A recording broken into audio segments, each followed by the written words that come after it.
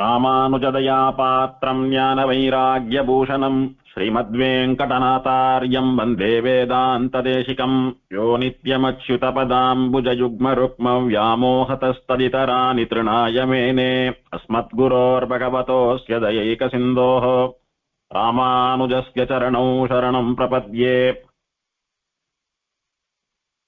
மஞ்சுயர் மாமதி தீண்ட நீண்ட மாலிருஞ்சோலை மணாளர் வந்து என் நெஞ்சுள்ளும் கண்ணுள்ளும் நின்னு நீங்கார் நீர்மலையார் கொள் நினைக்க மாட்டேன் மஞ்சுயர் பொன்மலை மேலெழுந்த மாமுகில் போன்னுலர் வந்து காணீர் அஞ்சிரை புள்ளு முன்னேறி வந்தார் அச்சோ ஒருவர் அழகியவா. 108 திவ்யதேச வைபவங்கள்ல திருநாகை என்கிற திவ்யதேசத்தை அனுபவித்துக் கொண்டு வருகிறோம். சௌந்தராரண்ய கஷேத்திரத்தினுடையதான ஸ்தலபுராணத்தை பூரணமாக அனுபவித்தோம். இப்போது கோவில் அமைப்பு ஆச்சரியமா நாகப்பட்டினம்னு சொல்லக்கூடியதான நகரத்திலே சமுத்திரக்கரையிலே விசேஷமாக இந்த சௌந்தர்யராஜ பெருமாள்னு சொல்லக்கூடிய அழகியாருடைய கோவில் அமைந்திருக்கிறது. கிழக்கு பார்த்தபடி 7 நிலைகள் கொண்ட ராஜகோபுரம், ரொம்பவும் கம்பீரமான வர்ண வேலைப்பாடு மிகுந்த ராஜகோபுரம். அந்த ராஜகோபுரத்திற்கு முன்னாலே ஒரு 4 கால் மண்டபம், பெருமாள் புறப்பாடு சமயங்களில் எழுந்தருளி ஆரத்தி கண்டருளக்கூடியதான மண்டபம். அந்த மண்டபத்தையும் ராஜகோபுரத்தையும் சேவிச்சுட்டு உள்ள போனோமானா நமக்கு வலது பக்கத்திலே ஒரு அழகான சின்ன புஷ்கரணி. இந்த புஷ்கரணிக்கு சூரிய புஷ்கரணின்னு பேரு. நாம 2 அத்தியாயங்களாலே ஸ்தல புராணத்தில் பிரம்மாண்ட புராணத்தினாலே வர்ணிக்கப்பட்ட சார புஷ்கரணியினுடைய மகாத்மியத்தை அனுபவித்தோம். இந்த ஊர் பெரியவர்கள் சாதிக்கக்கூடிய விஷயம், அந்த சார புஷ்கரணி இப்போ எங்கே இருக்கிறதுன்னு தெரியலன்னு சொல்றா. பிற்காலத்திலே ஏற்படுத்தப்பட்டதான இந்த புஷ்கரணி கோவிலுக்குள்ள இருக்கக்கூடிய புஷ்கரணி. அந்த புஷ்கரணியில் எப்போதும் பறவைகள் எல்லாம் சூழ்ந்து கொண்டிருக்கக்கூடிய அழகை சேவிக்க முடியும். புஷ்கரணிக்கு நேர் எதிர்ப்புறம் கோசாலை, எம்பெருமானுக்கு விஸ்வரூப கைங்கரியம் எல்லாம் பண்ணக்கூடிய பசு எல்லாம் இருக்கக்கூடியதான கோசாலை. அதையும் தாண்டி போனா ரொம்ப ஆச்சரியமா பல ஸ்தம்பங்களோடைய கூட அழகான வர்ண வேலைப்பாட்டோடைய கூட கூரையில் ஓவியம் எல்லாம் கூட தீட்டப்பட்டு கண்கவர் காட்சி அளிக்கக்கூடியதான பெரிய மண்டபம். அப்படியே அண்ணாந்து பார்த்தோமானா அந்த மண்டபத்தினுடையதான மேற்கூரையிலே விசேஷமான கோலங்கள், தீட்டப்பட்ட ஓவியங்கள் இதெல்லாம் கண்ணுக்கு காட்சியளிக்கக்கூடிய விருந்தாக அமைகின்றன. அதையும் தாண்டி உள்ள போனோமானா துவஜஸ்தம்பம், பலிபீடம், அங்கே தண்டன் சமர்ப்பித்து விட்டு மேல போனோமானா கருடன் சன்னதி. கருடனையும் சேவிச்சுட்ட தாண்டி போனோமானா வரதராஜ பெருமாளுக்கும் ஆழ்வார் ஆச்சாரியர்களுக்கும் சன்னதி. அவளையும் சேவிச்சுட்டு போனோமானா ஸ்ரீவைகுண்டநாதனுக்குன்னு ஒரு சன்னதி. வடக்கு பார்த்தபடி எழுந்தருளி இருக்கக்கூடியவர் பரமபதநாதன் சொல்லக்கூடிய ஸ்ரீவைகுண்டநாதன். அவரையும் தாண்டி உள்ள போனோமானா கர்ப்பகிரகத்திலே நீலமேக பெருமாள்னு சொல்லக்கூடிய ஆச்சரியமான மூலவர், சௌந்தர்யராஜன் சொல்லக்கூடிய ஆச்சரியமான உபயநாச்சிமாரோடு கூடிய உற்சவர், கிழக்கு பார்த்தாப்புல கம்பீரமா நின்று இருக்கார் பெருமாள்.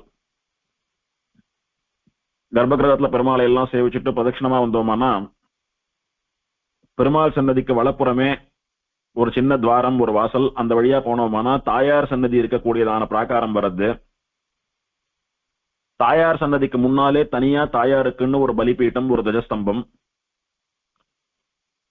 தாயாருக்கு விசேஷமா உற்சவங்கள்லாம் நடக்கிற போது அங்கு கொடியேறி உற்சவம் நடக்கக்கூடிய வழக்கம். அதனால தாயாருக்குன்னு தனியா ஒரு கொடிமரம், துவஜஸ்தம்பம் உண்டு. விசேஷமா தாயார் சன்னதி வாசல்ல வேலைப்பாடுகளுடனும் வண்ண பூச்சுகளுடனும் கூடிய மண்டபம். உள்புறப்பாடு சமயங்கள்ல தாயார் காலார உலாத்தக்கூடியதான மண்டபம். தாயார் சன்னதிக்கு போற வழியில் இருக்கக்கூடியதான வாசல், பெருமாள் சன்னதியினுடைய வாசல் எல்லாம் சுவற்றிலே ஸ்வர்ண கவச்சம் சாற்றியது போல தகடடித்து ஸ்வர்ணமுலாம் பூசப்பட்டு ஸ்ரீவைகுண்டமோ ஸ்வர்கலோகமோ அப்படின்னு சொல்லும்படியா ஆச்சரியமா அப்படி கண்ணை பறிப்பது போல இருக்கக்கூடிய சன்னதி. இந்த சன்னதி ஆட்டமா கோவில்ல பெரும்பாலான இடங்கள் கவச்சம் போடப்பட்டு அதுக்கு மேல ஸ்வர்ண முலாம் பூச்சப்பட்டு ஒரு ஸ்வர்ண கோவில் அப்படின்னு காட்சியளிக்கக்கூடியதான ஒரு அமைப்பு வேற எங்கும் இல்லைன்னு சொல்லும்படியா அத்தனை ஆச்சரியமா கோவில சொர்க்கலோகம் போல வச்சுருக்கா. ஆச்சரியமான தாயார் சௌந்தரியவள்ளி தாயார்னு மூலவர் உற்சவர் 2 பேரும் தனி கோயில் நாச்சியாரா கிழக்க பார்த்து எழுந்தருளி இருக்கக்கூடியதான சன்னதி. தாயார மாத்திரம் பிரதட்சணம் பண்ணக்கூடிய பிராகார சுவர்களிலே விசேஷமா அழகாக தீட்டப்பட்ட அஷ்டலட்சுமி தாயார்களுடைய ஓவியங்கள். தாயார பிரதட்சணம் பண்ணிட்டு வரச்ச அடுத்த பிராகாரத்துல எம்பெருமான் ஸ்ரீனிவாசனுக்குன்னு ஒரு பிரத்யேகமான சன்னதி. பெருமாளுக்கு வலதுபுறத்திலே தாயார் சன்னதி இருப்பது போல பெருமாளுக்கு இடதுபுறத்திலே பிராகாரத்திலே ஆண்டாள் சன்னதி. ஆண்டாளும் கிழக்கு நோக்கியபடி எழுந்தருளி இருக்கிறாள். தாயார் சன்னதியை போல ஆண்டாளுக்குன்னு தனியா ஒரு துவஜஸ்தம்பம் ஒரு பலிபீடம் அமைந்திருக்கிறது. திருவாடிப்பூர உற்சவத்தின் போது இங்கே கொடியேறி ஆண்டாளுக்கு உற்சவம் நடக்கிறதா சொல்றா. விசேஷமா வடக்கு பார்த்த வாசலான பரமபத வாசல். ஸ்ரீவைகுண்ட ஏகாதசி அன்னைக்கு பெருமாள் இந்த பரமபத வாசலுக்கு எழுந்தருளி பரமபத வாசல் சேவைன்னு சொல்லக்கூடியதான உத்தமமான சேவை அதிகாலையில நடக்கிறது. ஆயிரக்கணக்கான ஜனங்கள் வந்து பெருமாளை சேவிக்கிறா. ஸ்ரீவைகுண்ட ஏகாதசி உற்சவம் இந்த கஷேத்திரத்துல இந்த எம்பெருமான் சன்னதியில ரொம்ப விசேஷமா நடக்கிறது. ஸ்ரீராமனுக்குன்னு ஒரு தனி சன்னதி. சீதா பிராட்டி லக்ஷ்மணன் இவாளோடெல்லாம் எம்பெருமான் சக்கரவர்த்தி திருமகன் எழுந்தருளி இருக்கக்கூடியதான சன்னதி. அங்க சன்னதிக்கு முன்னால ஒரு சின்ன மண்டபத்துல ஸ்ரீராமனுடைய திருவடிகள் திருவடி சுவடுகள். சில திவ்யதேசங்களில் பெருமாள் சயனிச்சென்றிருப்பார். சயன பெருமாளுக்கு நேரே வெளிப்பிராகாரத்தில் மண்டபத்திலே பெருமாளுடைய திருவடி சுவடுகள் இருக்கும். திருவள்ளிக்கண்ணில சேவிக்கலாம். சயனிச்சென்றிருக்கிற பெருமாள் மன்னாத்தன் ஸ்ரீரங்கநாதனுக்கு முன்னால பிராகாரத்தை பிரதட்சணமா வரைச்ச ஒரு 4 கால் மண்டபத்துல பெருமாளுடைய திருவடிகள் இருக்கும். திருவள்ளூர்ல சேவிக்கலாம். வீரராகவனுக்கு நேர திருவடிகள். ஸ்ரீரங்கம் பெரிய கோயில்ல பெரிய பெருமாள் ஸ்ரீரங்கநாதனுடைய திருவடிகளுக்கு நேரே ஒவ்வொரு பிராகாரத்திலும் ஒரு திருவடிகள் இருக்கும். பெருமாளுடைய கர்ப்ப கிரகத்தை ஒட்டி இருக்கக்கூடிய திருவண்ணாழி பிராகாரத்தை பெருமாள் சேவிச்சுட்டு வெளியில வந்து தீர்த்தம் வாங்கிக்கிறச்ச அப்படி திரும்பி பார்த்தோம்னா தெரியும். அப்போ அர்த்தச்சந்திரன் போலே இருக்கக்கூடிய அந்த வளைவிலே சுவற்றிலே பெருமாளுடைய திருவடிகள் அப்படி குடையப்பட்டு அதுக்கு மேல சொர்ண கவச்சம் சாத்தியிருப்பா. சுவத்துல பெருமாளுடைய 2 திருவடிகள் உள்ளங்கால்கள் மட்டும் சேவையாக கூடியதை சேவிக்கலாம். அடுத்த பிராகாரத்துல நன்னா விலட்சணமா பெரிய 4 கால் மண்டபத்துல பெருசா பெருமாளுடைய திருவடிகள் எழுந்தருளி இருக்கும். அங்க சேவிக்கலாம். அதுக்கடுத்து மணல் வழியில சேவிக்கலாம். அப்படி ஒரு பிராகாரத்துக்கும் பெருமாளுடைய திருவடியோ பாதுகையோ தனி சன்னதியிலே சேவை சாதிக்கும். அது போல ஸ்ரீராமனுடைய திருவடிகள் இங்கே சேவை சாதிக்கிறது. கவச்சமெல்லாம் சாத்தப்பட்டு ஸ்வர்ண முலாம் எல்லாம் பூசப்பட்டு சேவிக்கிற அடியவர்களுடைய பாவத்தை நீக்குவதாக ஸ்ரீராம பாதுகைகள் ஸ்ரீராம திருவடிகள். ஸ்ரீராமனை சேவிச்சுருக்கிற மாதிரி வீராஞ்சநேயருக்குன்னு ஒரு சன்னதி. விஸ்வக்சேனர் சன்னதி.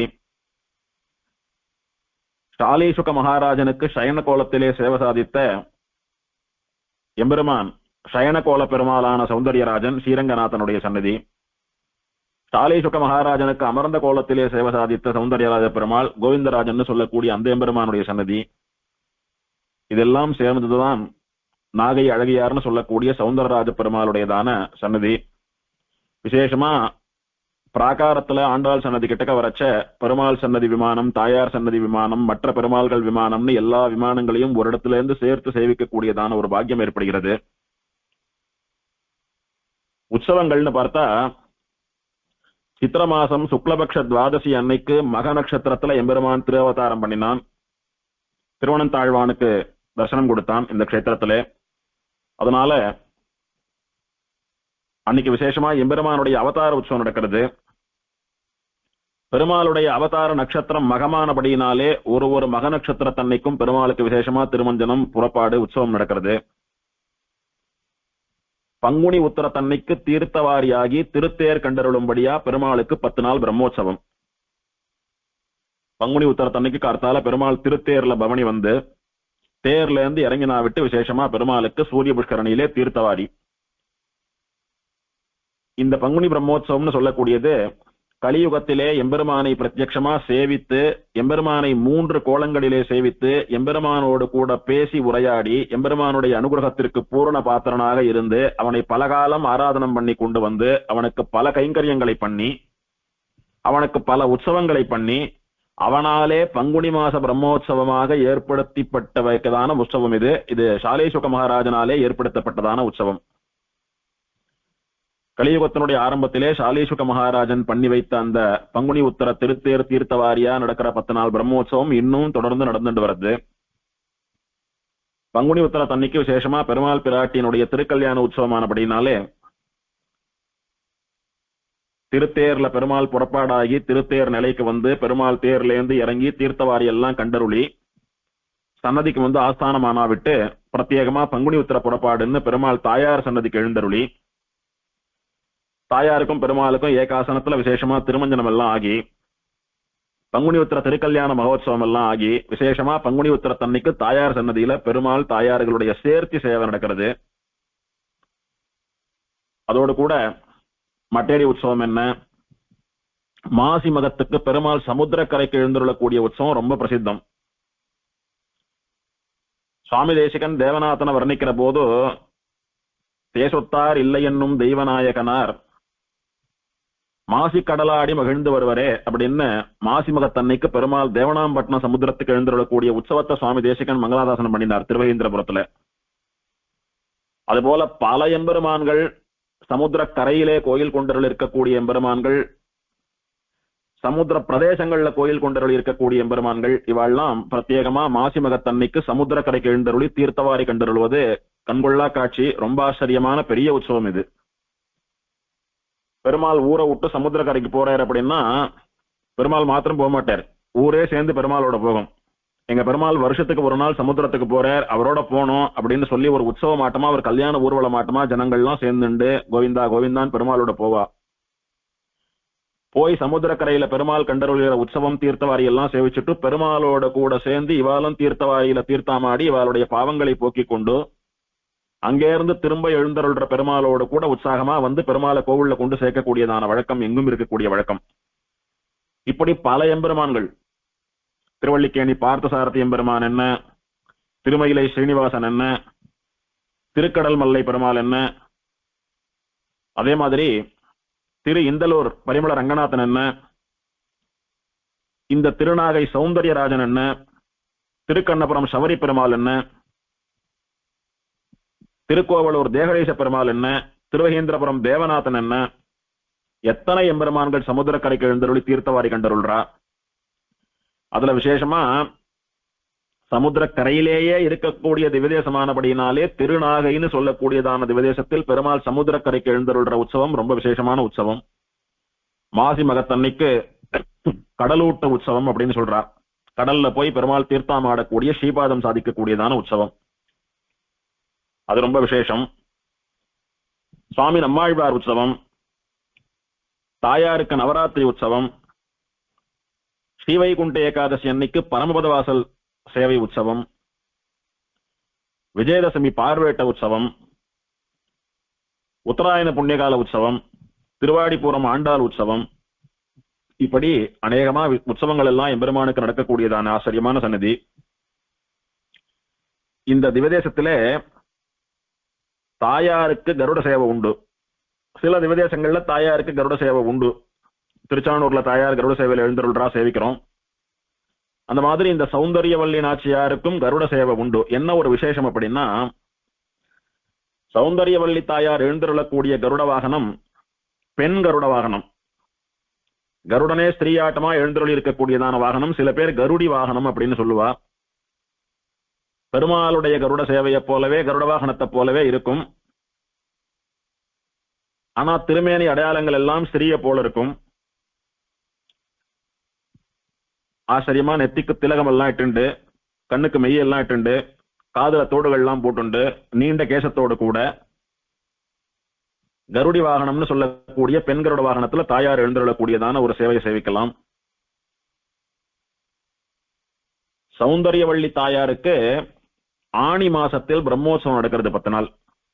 அந்த பிரம்மோற்சவத்துக்கு பிரத்யேகமா தாயாருக்கு மட்டும் கொடியேறி பிரம்மோற்சவம் ஆனோன்றதுக்காக தான் தாயார் சன்னதிக்கு முன்னால தாயாருக்குன்னு தனியா துவஜஸ்தம்பம் கொடிமரம் இருக்கு. முறைப்படி அந்த கொடிமரத்துல கொடியேறி ஆனி மாசம் தாயாருக்கு 10 நாள் பிரம்மோற்சவம் ஆறுது. அதுல 4ஆம் திருநாள் அன்னைக்கு சாயங்காலம் பெருமாள் உற்சவர் சௌந்தர்யராஜனுக்கு கருட வாகனம், வெள்ளி கருட வாகனத்துல பெருமாள் எழுந்தருளுவர். தாயார் வெள்ளி கருடி வாகனம்னு சொல்லக்கூடியதான பெண் கருட வாகனத்துல எழுந்தருளுவா. இப்படி பெருமாள் கருட வாகனம், தாயார் கருடி வாகனம் அப்படின்னு பெருமாள் பிராட்டி 2 பேரும் கருட சேவையில சேவை சாதிக்கக்கூடிய உத்தமமான மகோத்சவம் அன்னைக்கு. பிராட்டி கோவிலை விட்டு வெளியில எழுந்தருள்ற வழக்கம் இல்ல.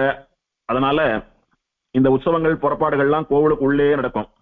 எப்படியானா திருக்குடந்தையில கோமலவள்ளி தாயார் உற்சவம் நடக்கிறதோ, எப்படியானா மன்னார்குடியிலே செங்கமலவள்ளி நாச்சியார் உற்சவம் நடக்கிறதோ, அந்த மாதிரி இந்த சௌந்தர்யவள்ளி தாயாருடைய உற்சவமும் கோவிலுக்குள்ளேயே, கோவில் நந்தவனம், கோவில் பிராகாரத்துக்குள்ளேயே நடக்கும். விசேஷமா இப்போ மன்னார்குடி செங்கமலவள்ளி தாயாருக்கு உற்சவம் நடந்துட்டு வருது, பிரம்மோற்சவம். அந்த உற்சவமும் கோயிலுக்குள்ளதான் நடக்கும். பங்குனி உத்திர பிரம்மோற்சவமா திருக்குடந்தை கோமலவள்ளி தாயாருக்கு நடக்கிற உற்சவமும் கோயிலுக்குள்ளதான் நடக்கும். அந்த மாதிரி சௌந்தர்யவள்ளி தாயாருடைய ஆணி பிரம்மோற்சவம் 4ஆம் நாள் அன்னைக்கு பெருமாளையும் பிராட்டியும் உள்புறப்பாடா கருட சேவையில சேவிக்கலாம். இதோட ஒரு விசேஷம் என்னன்னா, திருவாடிப்பூரம் 10 நாளைக்கு ஆண்டாள் பிரம்மோற்சவம் நடக்கிறது. அப்போ பிரத்யேகமா ஆண்டாள் சன்னதிக்கு முன்னால இருக்கக்கூடிய துவஜஸ்தம்பத்துல கொடியேறி ஆண்டாளுக்கு விசேஷமா உற்சவம்.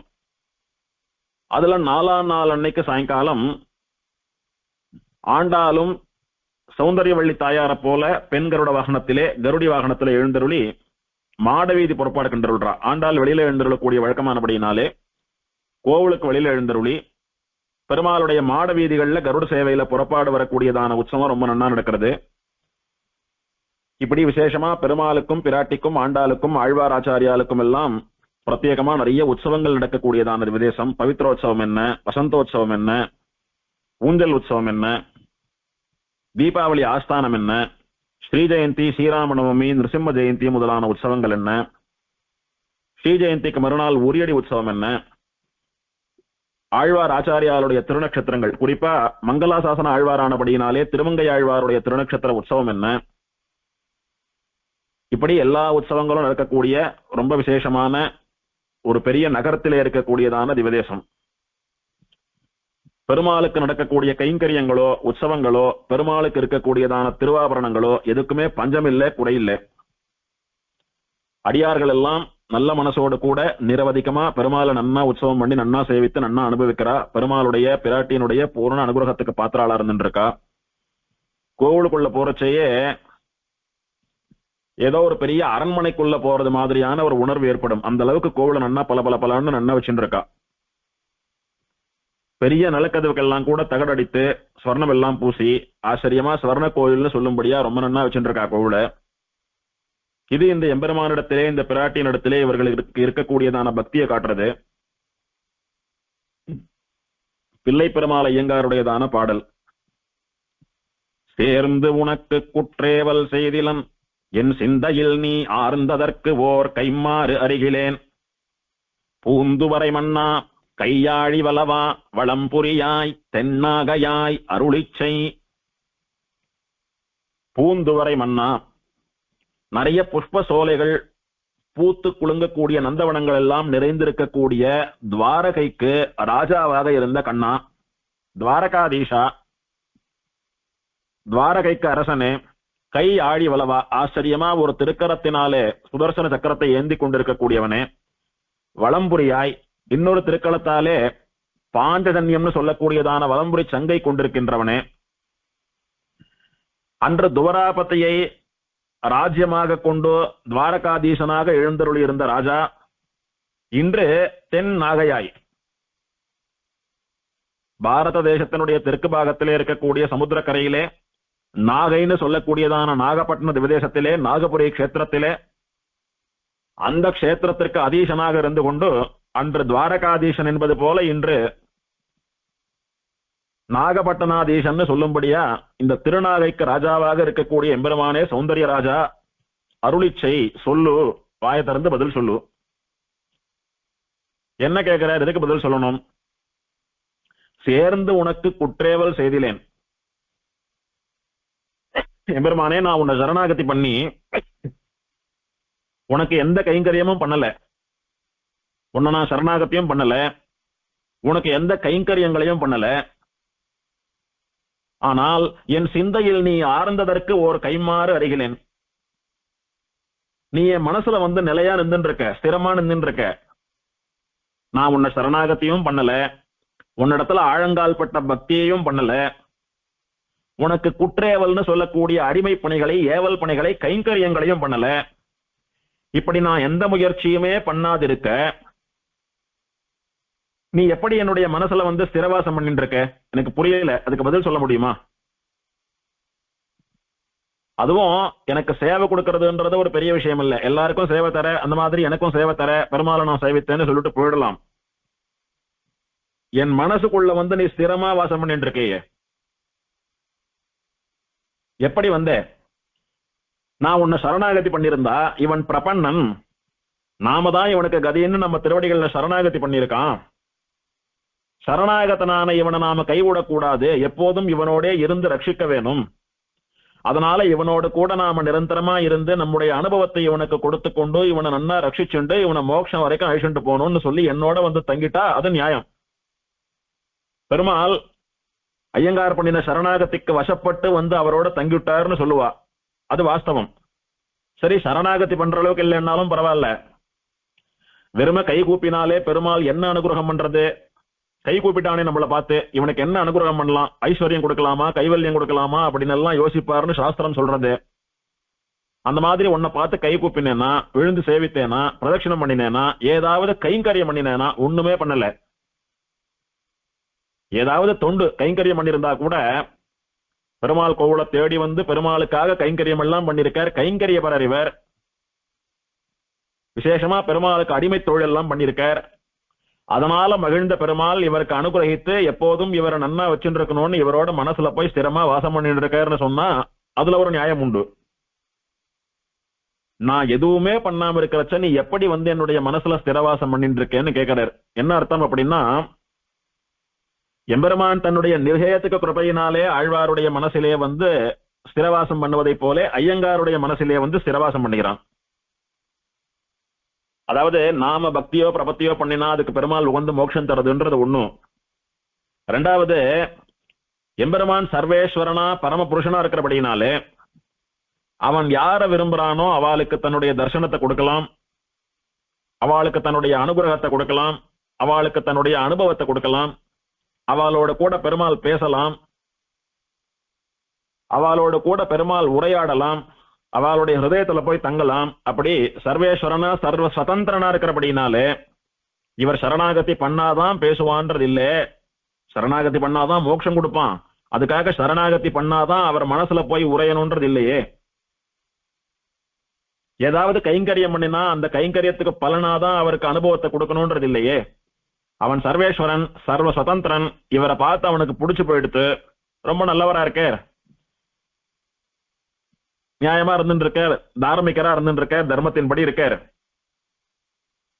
அதனால இவர் மனசுல போய் ஸ்திரவாசம் பண்ணலாம் அப்படின்னு பெருமாள் வந்து எழுந்தருளக்கூடிய அளவுக்கு இவரிடத்துல எந்த தகுதியும் இல்லைன்னாலும் அவரே தன்னுடைய சுதந்திரத்தினாலே சுவாதந்திரியத்தினாலே இவருடைய மனசுல வந்து பூரணமாக விளங்குகிறார் அப்படின்னு அனுபவம். இங்க பிள்ளை பெருமாள் ஐயங்கார் சரணாகதி பண்ணலையா, பகவத் கைங்கரியம் பண்ணலையா அப்படின்றதெல்லாம் விஷயம் இல்லை. ஆழ்வார்களை போல நம்ம ஸ்தானத்துல இருந்து ஐயங்கார் பாடுறார். பிள்ளை பெருமாள் ஐயங்கார் ஸ்ரீரங்கத்துல பெரிய பெருமாளுக்கு அர்ச்சகரா இருந்து கைங்கரியம் பண்ணினவர். பல காலம் தன்னுடைய அஷ்டோத்திரத்தினாலே எம்பெருமானுடைய திருவடிகள்ல துளசியையும் புஷ்பத்தையும் இட்டு எம்பெருமானை அவனுடைய விசேஷமான பல நாமாக்களாலே ஸ்தோத்திரம் பண்ணி அர்ச்சித்தவர். பெரிய பெருமாளுக்கு நிறைய கைங்கரியம் பண்ணினார்.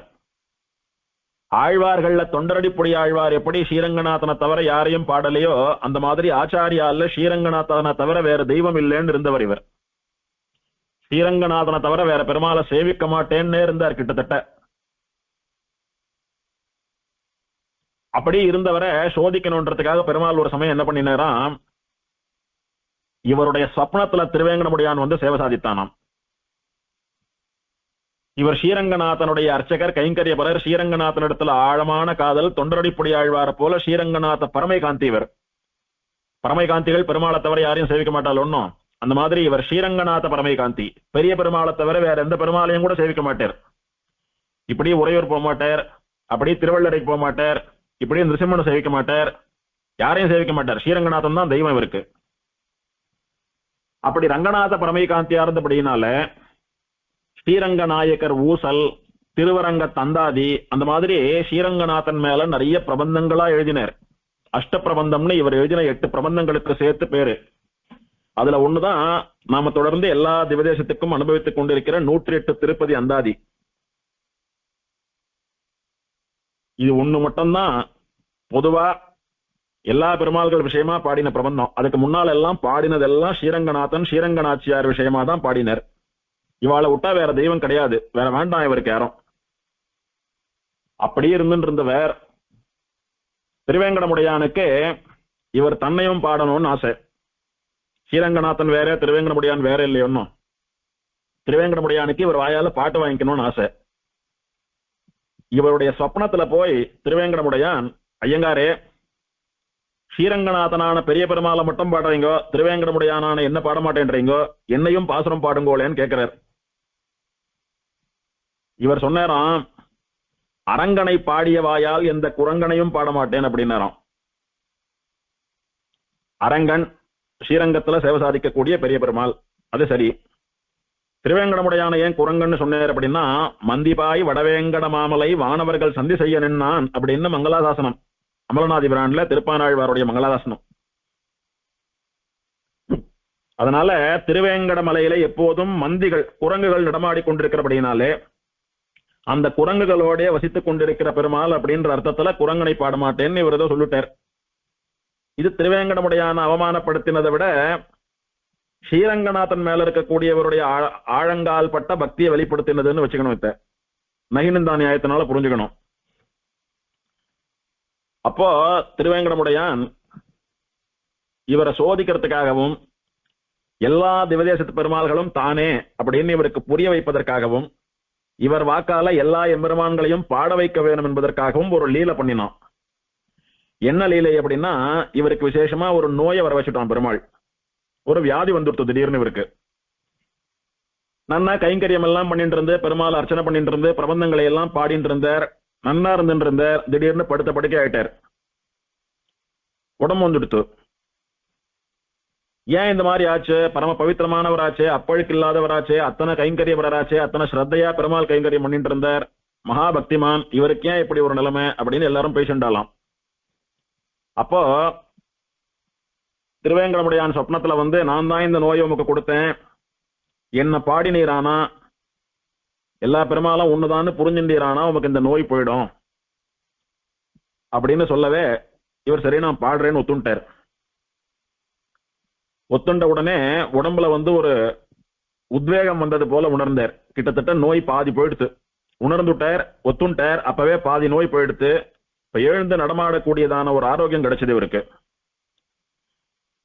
படுத்த படுக்கையா இருந்தோம், ரொம்ப நாளா பெரிய பெருமாளை சேவிக்கலையே அப்படின்னு பெரிய பெருமாளை சேவிக்கிறதுக்காக வரார்.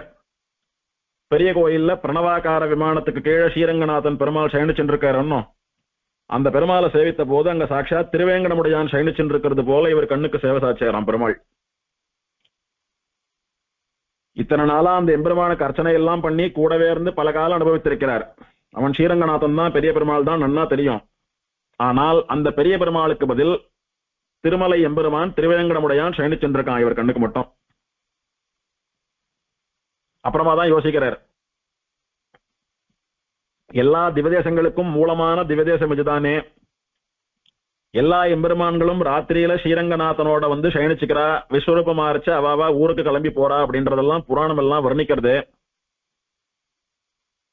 எல்லா திவதேசத்து எம்பெருமான்களும் அரங்கன் திருமேனியில தானே கலக்கிறா, இங்க இருந்து தானே திரும்ப பிரிஞ்சு போறா. அப்படி இருக்கிறச்ச எல்லாரும் அரங்கனுடைய திருமேனி தானே, எல்லாரும் அரங்கன் தானே, ஸ்ரீரங்கநாதன் வேற இவா வேற கிடையாதுன்னு புரிஞ்சுட்டார். அதன் பிறகு எல்லா பெருமாளையும் பாடுறேன்னு இந்த 108 திருப்பதி அந்தாதியை பாடினர். இத்தனை பெரிய மகாபக்திமானா பெருமாள் சொப்னத்துல சேவை சாதித்து வார்த்தை சொல்லக்கூடிய அளவுக்கு இவர் வாயால பாட்டு வாங்கிக்கணும்ன்றதுக்காக பெருமாள் இவரை சோதிக்கிற அளவுக்கு ஒரு பெரிய சுவாமியா இருக்கிறார், பெரிய వ్యక్తి விசேஷமா இருக்கார். இவர் சரணாகதி பண்ணலையா, இவர் கைங்கரியம் பண்ணலையான்னா ஆழ்வார்களைப் போல நமக்காக தன்னை இல்லாத குற்றத்தை ஏறிட்டு கொண்டு, இப்ப நாமெல்லாம் கூட பெருமாளை எப்பயாவது மனசுல நினைச்சுக்கிறோமோன்னு, பெருமாள் நம்ம மனசுல வாசம் பண்ணும்படிக்கு நாம் என்ன பண்ணிட்டோம் பெருசா? அப்படி பண்ணலனாலும் பெருமாள் தன்னுடைய கருணையினாலே நம்ம மனசுல வாசம் பண்ணி நமக்கு அனுகிரகம் பண்றான்னு நாம புரிஞ்சுக்கணுன்றதுக்காக இப்படி அருளி செய்தார் ஐயங்கார். அவர் அந்த 108 திருப்பதி அந்தாதியை பாடின உடனே அவர் திருமேனிக்கு வந்த நோயெல்லாம் போய் பழையபடி நன்னா ஸ்வஸ்தமாயிட்டார். இவர் ஸ்ரீரங்கநாதனோடு கூட அர்ச்சையில பேசினதெல்லாம் கூட சொல்லுவார்.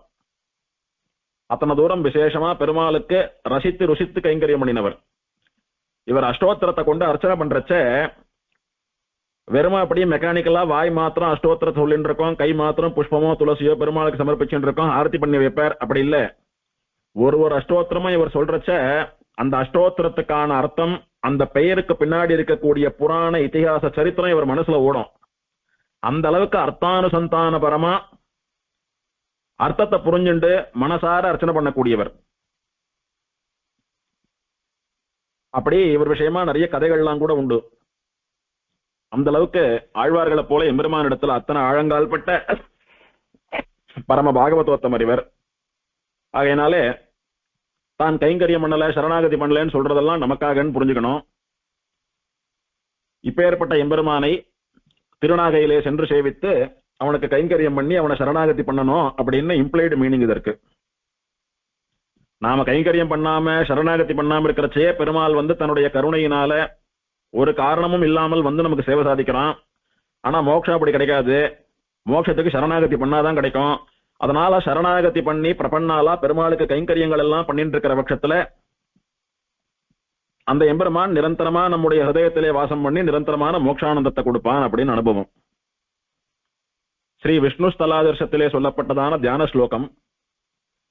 சௌந்தர்யார்ஜித கோட்டி மன்மத வபுஹோ ஸ்ரீசார தீர்த்தாந்திகே ஸ்ரீமத் சுந்தரமூர்த்திரத்ர சததம் சௌந்தர்யவல்யாஸ்ரியா பஷ்யன் பூர்வதிஷம் விமானமபி வைததே பத்ரகோட்யா ஸ்வயம் பிரத்யக்ஷः ஸ நாகபத்தனதலே பிரம்மாதிபிः சேவிதः. சௌந்தர்ய ஆர்ஜித கோட்டி மன்மத வபுஹு. வபுஹுன்னா சரீரம். எம்பெருமானுடைய திருமேனி இருக்கே, மூலவராட்டம் உற்சவராட்டம், இந்த எம்பெருமானுடைய திருமேனி இருக்கிறது திவ்யமங்கல விக்கிரகம். கோட்டி மன்மத்தாள் கிட்ட இருக்கக்கூடியதான அழகெல்லாம் ஒன்னா சேர்ந்து இருக்கக்கூடியதான திருமேனி. பெருமாளை சொல்றச்ச சாட்சாத் மன்மதன்னு சொல்றோம். மன்மதனே பெருமாளை பார்த்தா நாமெல்லாம் என்ன மன்மதன், நமக்கும் மன்மதனா இருக்கக்கூடியவன் இந்த எம்பெருமான் தான். நாம எப்படியாவது பெண்ணா மாறி இந்த எம்பெருமானை அடைந்து அனுபவிக்க வேண்டும்னு ஆசைப்படக்கூடிய பேர் அழகு வாய்ந்த திருமேனியா எம்பெருமானுடையது. அப்படி மன்மதனுக்கே மன்மதனாக விளங்கக்கூடிய எம்பெருமான் அழகுல ரொம்ப வசந்தவா யாரான இருக்கானா அவளை பார்த்தா என்ன சொல்றோம், பெரிய மன்மதன் இவன்னு சொல்றோம் இல்லையோ. அந்த மாதிரி 1 கோடி மன்மத்தால் சேர்ந்தா எத்தனை அழகு இருக்குமோ அத்தனை அழகையும் திருமேனியிலே தேக்கி வைத்துக் கொண்டிருக்கக்கூடிய பெருமாள். கோட்டி மன்மத்த லாவண்யம். 1 கோடி மன்மத்தர்கள் ஒன்னா சேர்ந்து ஒரு திருமேனியா ஒரு பெருமாளா வந்தாலானா இப்படிதான் இருப்பான்னு சொல்லும்படி அத்தனை அழகு. சேவிக்கிறவாளுடைய கண்ணை அப்படியே கவர்ந்து இழுக்கிறது. கண்ணு மட்டுமல்ல, அவளுடையதான மனசு, கவனம், ஹிருதயம் எல்லாத்தையும் இழுக்கிறது. அப்பேற்பட்ட திருமேனியோடு கூட எம்பெருமான் எழுந்தருளி இருக்கிறான். பேரே பெருமாளுக்கு சௌந்தர்ய ராஜன் பேரு, அழகரசன் அப்படின்னு திருநாமம் பெருமாளுக்கு.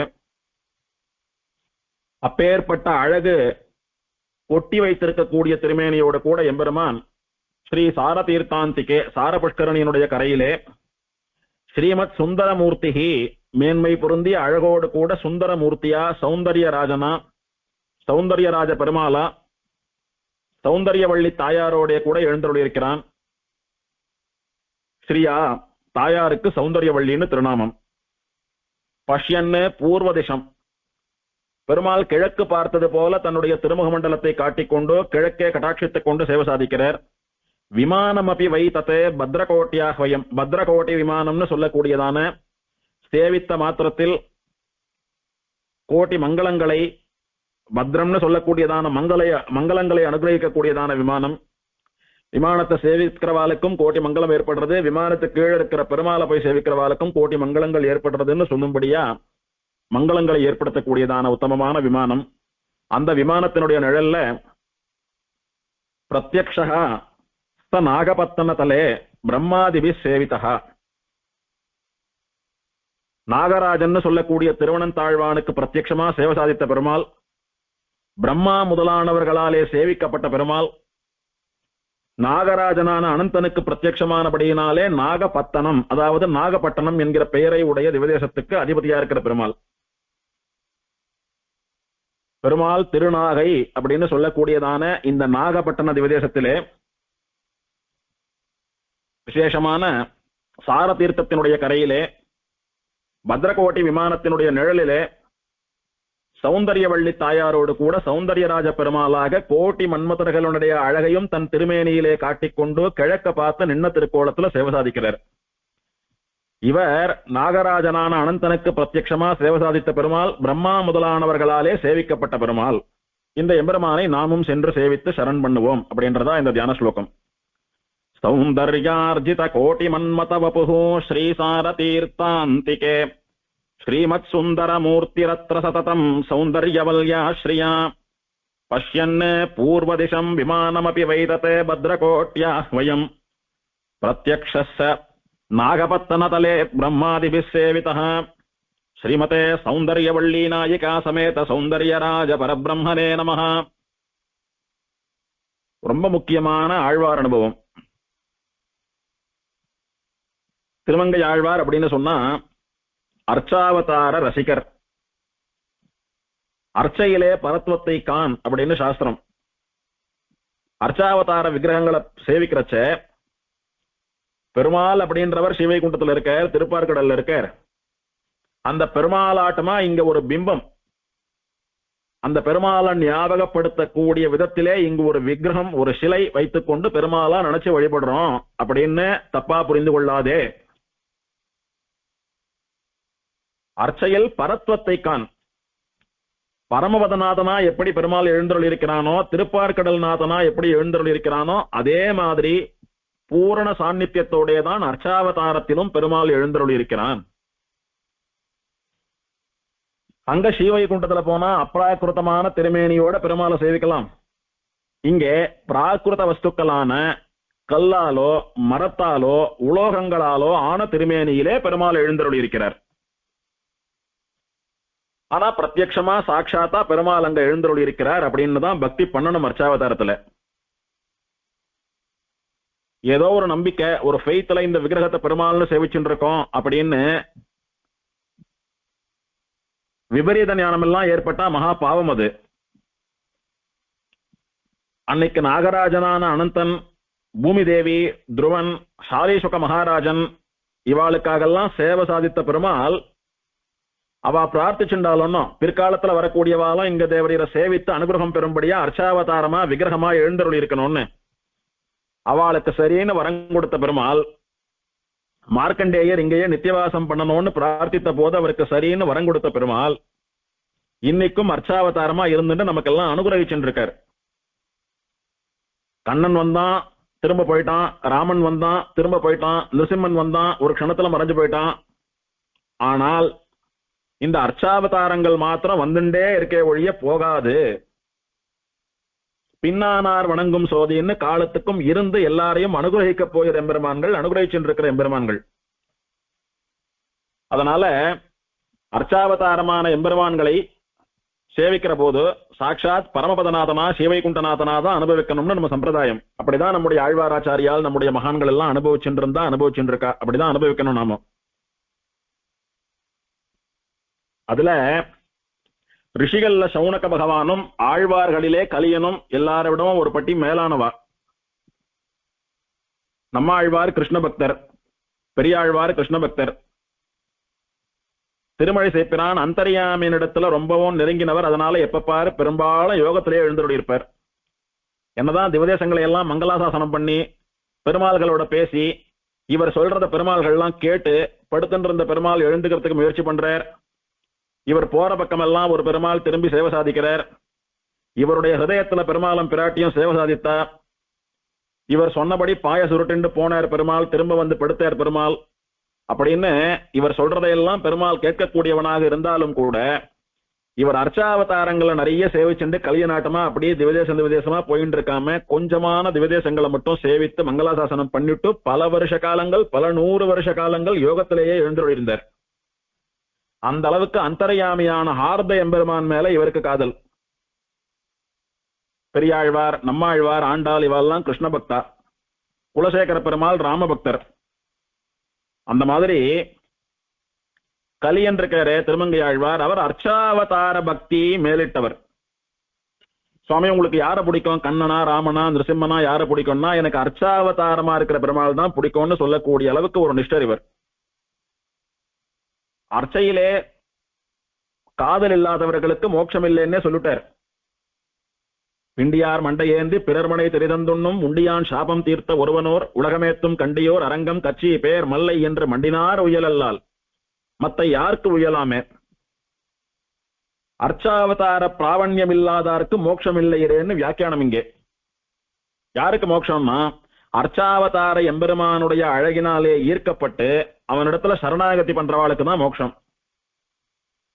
நம்ம ஆச்சாரியாலாம் நமக்கு திருவேங்கடமுடியானிடத்திலே, ஸ்ரீரங்கநாதனிடத்திலே, வரதனிடத்திலே, மாலோலனிடத்திலே, வேணுகோபாலனிடத்திலே இப்படின்னு பல அர்ச்சாவதார எம்பெருமான்கள் திருவடிகள்ல தான் பரநியாசம்னு சொல்லக்கூடிய சரணாகதி பண்ணி வைக்கிறா. சில ஆச்சாரியர்கள் சாலக்கிராம பெருமாள் திருவடியில பண்ணி வைத்தாலும் சாலக்கிராம பெருமாளும் அர்ச்சாவதாரம் தான், அவரும் பெருமாளுடைய ஒரு உருவ வழிபாடுதான். ஸ்வயம்புவான திருமூர்த்தி சாலக்கிராம திருமேனி எல்லாம்.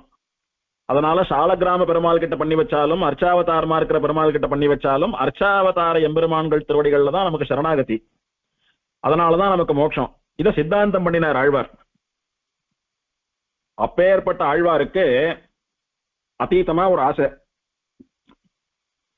என்ன ஆசைன்னா இவருடைய ஞானத்திற்கு, இவருடைய புத்திக்கு பெருமாள் தன்னுடையதான திருமேனி, தன்னுடைய அழகு, தன்னுடைய குணங்கள், தன்னுடைய ஸ்வரூபம் எல்லாத்தையும் காட்டி கொடுத்தான். நம்ம ஆழ்வாருக்கு காட்டி கொடுத்தது போல, மத்த ஆழ்வார்களுக்கு காட்டி கொடுத்தது போல எல்லாத்தையும் பெருமாள் திருமங்கை ஆழ்வாருக்கு காட்டி கொடுத்தான். ஏற்கனவே எம்பெருமானிடத்துல அளவில்லாத பக்தி கொண்ட இவர் பெருமாள் பூரணமா தன்னை காட்டி கொடுத்ததை அனுபவிச்ச க்ஷணத்திலிருந்து அந்த எம்பெருமான உடனே அனுபவிக்கணும்னு இவருக்கு துவர, ரொம்ப சீக்கிரம் பெருமாள் அனுபவிக்கணும், உடனே அனுபவிச்சானோன்னு சொல்லக்கூடியதான தாகம், வேட்கை ஜாஸ்தியா எடுத்து இவருக்கு. ஒரு நிமிஷம் யோசித்தார். நாமெல்லாம் பிரபன்னா சரணாகதி பண்ணிட்டோம், இந்த சரீரம் உழுந்த உடனே பெருமாள் மோட்சம் கொடுப்பார், ஸ்ரீவைகுண்டத்துல போய் காலத்துக்கும் பெருமாளை தான் அனுபவிச்சுட்டு இருக்க போறோம், என்ன அவசரம்னு யோசிச்சு பார்த்தார் ஒரு நிமிஷம். இல்ல சரீரம் உழுந்தா விட்டு வைகுண்டத்துல போய் அனுபவிக்கிறதெல்லாம் ஒரு பக்கம் இருக்கட்டும், அதுக்கு எப்போ வாய்க்கும்னு தெரியாதே நமக்கு, எப்ப சரீரம் விழும், எப்ப பிராணன் பிரியும், என்னைக்கு நம்ம ஆத்மாவானது ஸ்ரீவைகுண்டத்துக்கு போய் மோட்சத்தை அனுபவிக்கும் நமக்கு தெரியாது ஒன்னும். அது பகவத் சங்கல்பப்படி ஏதோ ஒரு நாள் நடக்க போறது, சத்தியமா நடக்கும், ஆனா எப்போன்னு நமக்கு தெரியாது ஒன்னும். பெருமாள் இத்தனை தூரம் தன்னுடைய திருமேனி அழகு, தன்னுடைய சொரூபம், தன்னுடைய விபூதிகள், தன்னுடைய குணங்கள் இதெல்லாம் நன்னா நமக்கு காட்டி கொடுத்ததுக்கு அப்புறம் என்னைக்கோ மோட்சத்துல அனுபவிக்கிறது இருக்கட்டும், இப்போதே இந்த லோகத்திலேயே அனுபவிக்க வேண்டுமேன்னு ஆழ்வாருக்கு ஒரு துவரம் வந்துடுத்து, வேகம் வந்துடுத்து. பெருமாள் அனுபவிக்கலன்னா தூங்க மாட்டேன், பெருமாள் அனுபவிக்கலன்னா சாப்பாடு இறங்காது, பெருமாள் அனுபவிக்கலன்னா என் உடம்புல உயிர் தங்காதுன்னு சொல்லக்கூடிய அளவுக்கு ஆழ்வாருக்கு பெருமாள் அனுபவிக்க கூடியதான ஆசை முத்தி போயிடுத்து. யோசிச்சு பார்க்கிறார், ஏன் ஸ்ரீவைகுண்டத்துல போய் அனுபவிக்கணும்?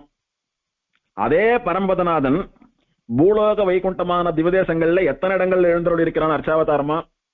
வைகுண்டத்துக்கு போய் மோட்சத்துல முக்த தசையில அனுபவிக்கிற அனுபவம் ஒரு பக்கம் தனியா இருக்கட்டும், இப்போ பூலோக வைகுண்டமாக இருக்கக்கூடிய பல திவதேசங்கள்ல அர்ச்சாவதாரமா இருக்கிற அதே பெருமாள் கிட்ட அந்த அனுபவத்தை ஏன் அனுபவிக்க கூடாது? நான் திவதேசங்கள்ல போய் அர்ச்சாவதாரங்கள் இடத்திலே அந்த அனுபவத்தை அனுபவிக்க போறேன்னு புறப்பட்டார் ஆழ்வார். ஆத்திலே இருந்து என்ன பண்ண போறோம்? குதிரை எடுத்துண்டு குதிரை மேல ஏறி உட்கார்ந்துண்டு திவதேசமா போலாம். எம்பெருமானை எப்படியெல்லாம் அனுபவிக்கணும்னு தோன்றதோ அப்படியெல்லாம் எல்லா திவதேசங்களையும் அனுபவிக்கலாம். அந்த அனுபவத்தினுடைய வெளிப்பாடா பாசுரங்களை எழுதலாம்னு ஆழ்வார் புறப்பட்டார்.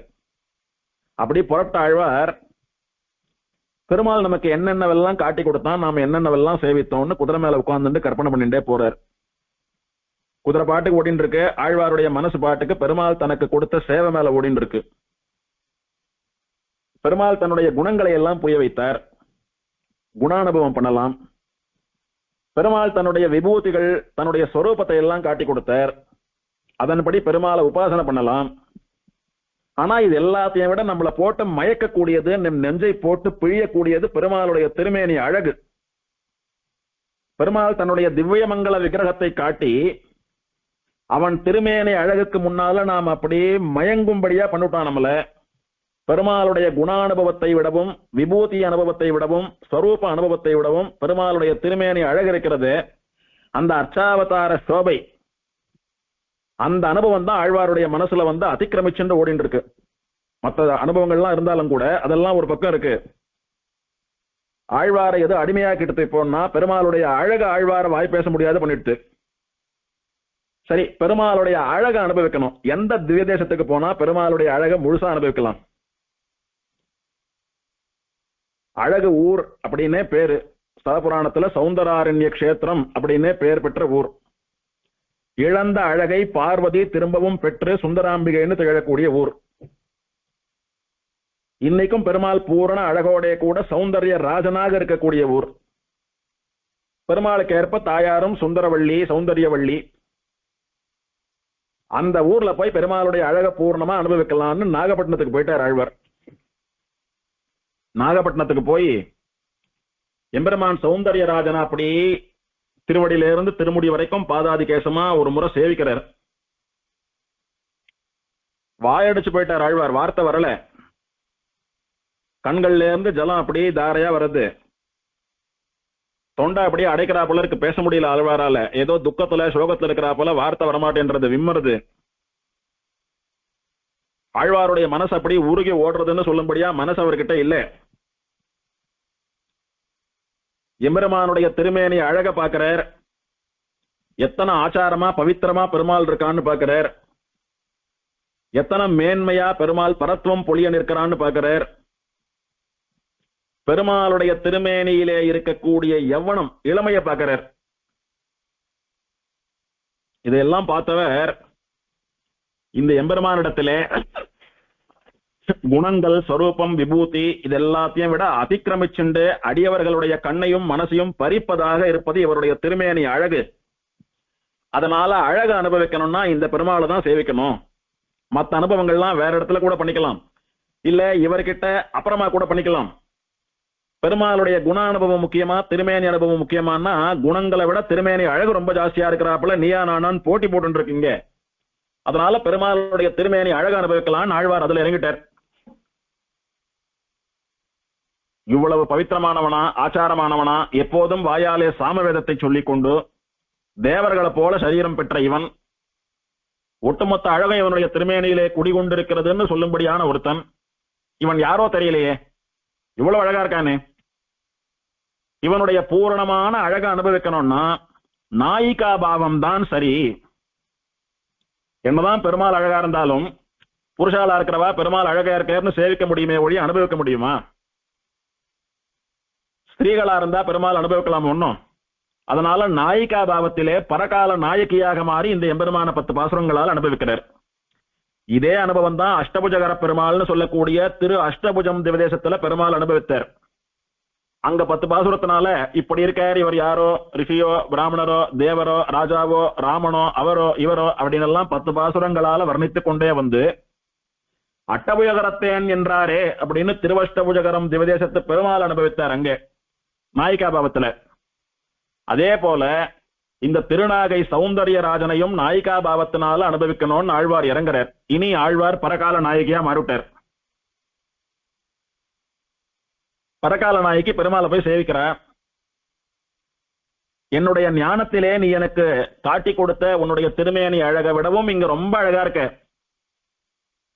உன்னை நான் சாட்சாத்காரம் பண்றச்ச உன்னுடைய திருமேனி அழகு எத்தனை இருந்ததோ அதை விட பல மடங்கு அழகு வெள்ளம் இங்கே அணை கட்டுவது போல இருந்து கொண்டிருக்கிறது. அத்தனை அழக நான் சேவிச்சுட்டு இருக்கேன். இப்போ உன்னுடைய அழக அனுபவிக்கணும், எனக்கு அனுகிரகம் பண்ணுன்னு பரகால நாயகி பிரார்த்திக்கிறார். அவ்வளவு சீக்கிரமா சரின்னு ஒத்துப்பானா பெருமாள்? பராங்குஷ நாயகி எத்தனை பாடுபடுத்தினான். அவளை அனுபவிக்கிறத விடவும் அவளுடைய பாசுரங்களை கேட்டு அனுபவிக்கிறது முக்கியம் அப்படின்னு எத்தனை காலம் கடத்தினான் பெருமாள். அந்த பராங்குஷ நாயகியினுடைய சிஷ்யான இந்த பரகால நாயகியை மாத்திரம் விட்டு வைப்பானா பெருமாள்? உடனே தன்னுடைய அனுபவத்தை கொடுத்துடுவானா? அந்த பராங்குஷ நாயகியாட்டமா இந்த பரகால நாயக்கியும் லேசுப்பட்டவே இல்லை. மகா ஞானி, மகா பக்த, நம்ம இடத்துல மகா விசுவாசம் இருக்கிறவோ, நாம் இல்லைன்னா ஒரு க்ஷணம் கூட உயிர் வாழ முடியாதவள். அப்பேற்பட்ட அந்த பராங்குஷ நாயகியினுடைய மறு அவதாரம்னு சொல்லும்படியான இந்த பரகால நாயகியையும் எத்தனை முடியுமோ அத்தனை பரீட்சை பண்ணி பார்த்து, அத்தனை சோதித்து, அவள் வாக்கிலேருந்து திருவாய்மொழி வாங்கினது போல இவள் வாக்கிலேருந்து திருமொழியை வாங்கிடணும்னு பெருமாள் சங்கல்பிச்சு விட்டான். பெருமாள் வாயே திறக்கல, பேசாம நிக்கணும். என்ன கேட்டாயவோ?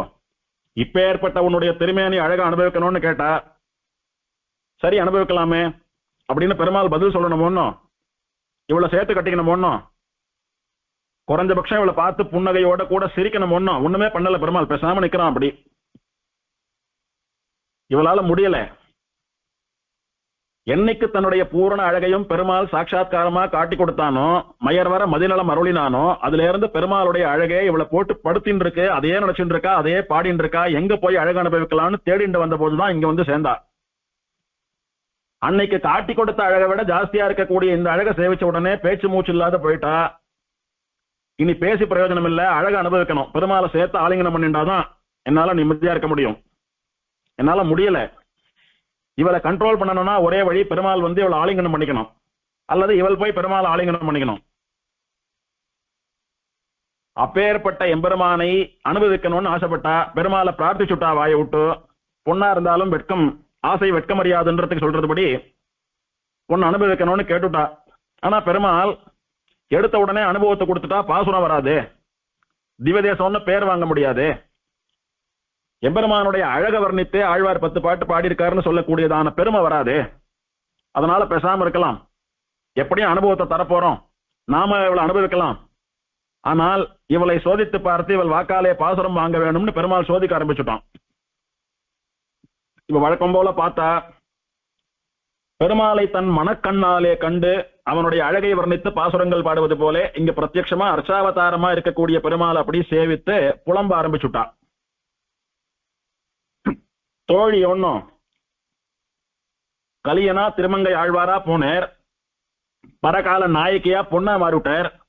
பெண்களுக்கு ஏதான மனசுல ஒரு கஷ்டம் அல்லது சந்தோஷத்தை வெளிப்படுத்தணும், எதை சொல்லி புலம்பணும்னாலும் இன்னொரு பெண்ணிடத்துல சொல்றதுதான் அவளுடைய வழக்கம். அதுவும் காதல் சமாச்சாரம். பெருமாளுடைய திருமேனி என்ன ஒரு பாடா படுத்துறதுன்னு தாயார் போய் சொல்ல முடியுமோ? அம்மா, நான் ஒரு பெருமாளை பார்த்தேன், அவர் இப்படி இருக்கார் அப்படி இருக்கார், உடனே அவரை சேர்த்து கட்டிக்கணும். அவர் திருமேனி அழகன்னு ஒரு பாடா படுத்துறது, உடனே நான் அவரை சேரணும் அப்படின்னு தாயார் இடத்துல சொல்ல முடியுமோ? இதெல்லாம் சொல்லணும்னா சம வயசு தோழியின் இடத்துல தான் சொல்ல முடியும். அதனால பெருமாளுடைய அழகை அனுபவித்து தன் தோழிக்கு சொல்வதாக அமைந்திருக்கிறது இந்த பாசுரங்கள் எல்லாம். பாசுரம் பாடுறது என்னமோ பரகால நாயகி தான் பாடுறா, அவள் தோழி பாடல. ஆனா சொல்ற பாசுரங்களை எல்லாம் தோழிக்கு சொல்றது போல பாடியிருக்கா. பொன்னிவர் மேனி மரகதத்தின் பொங்கிலஞ்சோதி அகலத்து ஆரம்மின் இவர் வாயில் நல் வேதமோதும் வேதியர் வானவராவர் தோழி என்னையும் நோக்கி என் அல்குளும் நோக்கி ஏந்திளங்கொங்கையும் நோக்குகின்றார் அன்னையன் நோக்கும் என் அஞ்சுகின்றேன் அச்சோ ஒருவர் அழகியவா. திருமேனிய வர்ணிக்கலான்னு ஆரம்பித்தா. பாடினாலே 10 பாசுரம் தானே பாடுவா பரகால நாயகி. பதிகம் பதிகமானா பாடுவா. திருவாளி 1, திருவாளி 2, திருவாளி 3, திருவேங்கடம் 1, 2, 3, 4, 5, திருநறையூர் 1, 2, 3, 7, 10 அப்படின்னு பதிகம் பதிகமா பாடக்கூடியவளாச்சு. ஒரு பாட்டு பாட முடியலன்னா 4 வரி சேர்ந்தாப்புல பாட முடியல. அப்படி சமுதாய சோபைன்னு சொல்லக்கூடிய பெருமாளுடைய அவுட்லைன் ஃபிகரை வர்ணிக்கணும்னு ஒரு பாட்டு பாட ஆரம்பித்தா, அது முழுசா பாடுறதுக்கு முன்னாலேயே வாயடைச்சு போய் பேச்சு வராம நிக்கிறா. அச்சோ, என்னால பேச முடியல. எத்தனை அழகு தெரியுமா? அம்மா, ஏன் உன்னால பேச முடியல? என்ன எடுத்து உனக்கு? உடம்பு ஏதானும் பண்றதான்னா உடம்பு ஒண்ணும் பண்ணல. என் முன்னால நின்றுட்டு இருக்கிற பெருமாளுடைய அழகு அப்படி பண்றது என்ன? அவன் அழகு என்ன பேச விடாத பண்றது, வாயடைச்சு போகும்படியா பண்றது. அச்சோ ஒருவர் அழகியவா. ஐயோ, என்னால பேச முடியலையே. அவன் அழக வர்ணிக்கிறதுக்கு கூட என்னால முடியல. அத்தனை தூரம் அவனுடைய அழகு என்ன போட்டு கண்ணை பறிக்கிறது. இன்னொன்னும் அவன் அழக அனுபவிக்க அனுபவிக்க அவன் அனுபவிக்கணும்ன்ற ஆசை வேற ஜாஸ்தி ஆயிட்டா போறது. அதனால என்னால பேச முடியல ரொம்ப. அச்சோ ஒருவர் அழகியவான்னு முழுசா ஒரு பாசுரத்தை கூட பாடி முடிக்க முடியாம 10 பாட்டுலயும் அச்சோ ஒருவர் அழகியவா அச்சோ ஒருவர் அழகியவான்னு முடிக்கிறான் நாயகி. இந்த பாட்டுல பெருமாளுடைய திருமேனியை வர்ணிக்கிறா முதல் வரியினால. அடுத்த வரியினால பெருமாளுடைய மேன்மை, பெருமாளுடைய ஏற்றத்தை வர்ணிக்கிறார். அதுக்கு அடுத்த வரியினால பெருமாள் இவளை என்ன பண்றான்றத வர்ணிக்கிறார். அதுக்கு அடுத்த வரியினால இவ எதை நினைச்சு பயப்படுறான்றத தோழிக்கு சொல்றார். முதல்ல பெருமாளுடைய திருமேனி வர்ணனம். பொன்னிவர் மேனி. தோழி, உனக்கு ஒண்ணு தெரியுமா? நான் ஒருத்தனை பார்த்தேன். தப்பு தப்பு, பார்த்தேன்னு சொல்லக்கூடாது, ஒருத்தரை நான் சேவித்தேன்னு சொல்லணும். ஒருத்தனை பார்த்தேன் அப்படின்னு சொல்றது தப்பு, ஒருத்தரை சேவித்தேன்னு சொல்லணும். ஏன்னா அவர் தேவராட்டமா இருந்தார், வசந்த பிராமணராட்டமா சாமவேதம் சொல்லிட்டு இருந்தார். அவர் திருமேனி தேஜஸ் எப்படி இருந்தது தெரியுமா? சாட்சாத்தா பெருமாளே வந்து நிக்கிறாப்புல இருக்கேன் முன்னால. அவரை போய் அவன் ஒண்ணு சொல்லலாமோ? அவரை சேவித்ததையே நான் பெரிய பாக்கியமா நினைக்கிறேன். ஆனா எப்பவும் என் கூடவே சுத்தின்னு இருக்கிற தோழி அந்த சமயத்துல என் கூட இல்லாத போயிட்ட பத்தியா? இருந்திருந்தா நீ அவருடைய திருமேனி அவருடைய அழக சேவிச்சிருக்கலாமே, அந்த பாக்கியம் உனக்கு கிடைச்சிருக்குமே. அந்த சமயத்துல நீ என்னோடு கூட இல்லாதபடியினாலே அந்த பாக்கியத்தை இழந்தாயே பாவி, அந்த பாக்கியத்தை எழுதுட்டேடி. அந்த எம்பெருமானுடைய திருமேனி அழக சேவிக்கும்படியான பாக்கியத்தை நீ பண்ணலையேடி, நீ பண்ணின பாவம் உன்னை தடுத்துடுத்தே அப்படின்னு வருத்தப்படுறா. அந்தோ இழந்தாயே கெடுவாய் காணப்பெற்றிலையே, அந்த பெருமாளை சேவிக்க உனக்கு கொடுத்து வைக்கலையே அப்படின்னு புலம்ப ஆரம்பிக்கிறா தோழியை பார்த்து. தோழிக்கு தலையும் புரியல காலம் புரியல. ஐயோ எப்போதும் பெருமாள் பெருமாள்னு உருகின்ற இருக்கிறவோ, ஆனா யாரோ ஒருத்தரை பார்த்தேன், தேவராட்டமா இருக்கார், பெருமாள் ஆட்டமா இருக்கார், பிராமணர் ஆட்டமா வேதம் சொல்லிட்டு இருக்கார், அவரை சேவிச்சதே பாக்கியம், அவன் கூட சொல்லக்கூடாது, நீ பாவம் பண்ணினதுனால உன்னால சேவிக்க முடியலன்னு இத்தனை தூரம் சொல்றாளே, அப்படி யார பார்த்தாயோ?